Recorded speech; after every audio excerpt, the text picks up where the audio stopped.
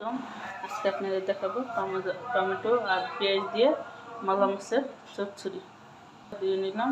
দিয়ে এখানে আমি রসুন বাটা দিয়ে দিব, লবণ দিয়ে দিব পরিমাণ মতো, হলুদ দিয়ে দিব পরিমাণ মতো, সরিষা ফাঁকি দিয়ে দিব পরিমাণ মতো, ধনিয়া ফাঁকি দিয়ে দিব পরিমাণ মতো, টমেটোগুলো দিয়ে দিব।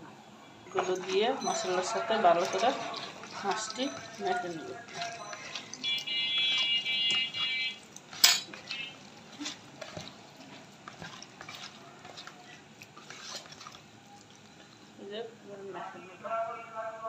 কড়াইটা গরম হয়ে গেছে, এখন পরিমাণ মতো সরিষার তেল দিয়ে দিই। যেহেতু ছোটো মাছ রান্না করতেছি তাই তেলের পরিমাণটা একটু বেশি দিই। তেল গরম হয়ে গেছে, এখন পেঁয়াজ কুচি দিয়ে দিব। দিয়ে পেঁয়াজ কুচিগুলো ভালো করে ভেজে নিব। পেঁয়াজটা আমার হালকা ভেজে নিব, আর পেঁয়াজটা হালকা ভাজা হয়ে গেছে। মাখানো মাছ আর টমেটোগুলো দিয়ে দিব। 3-4টা কাঁচামরিচ দিয়ে দিলাম।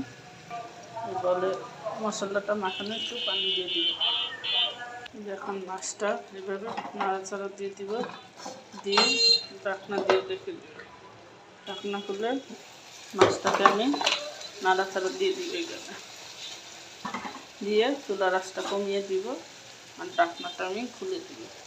মালা মাছের চচ্চড়ি হয়ে গেছে, এখন ধনিয়া পাতা দিব, দিয়ে নামিয়ে দিব।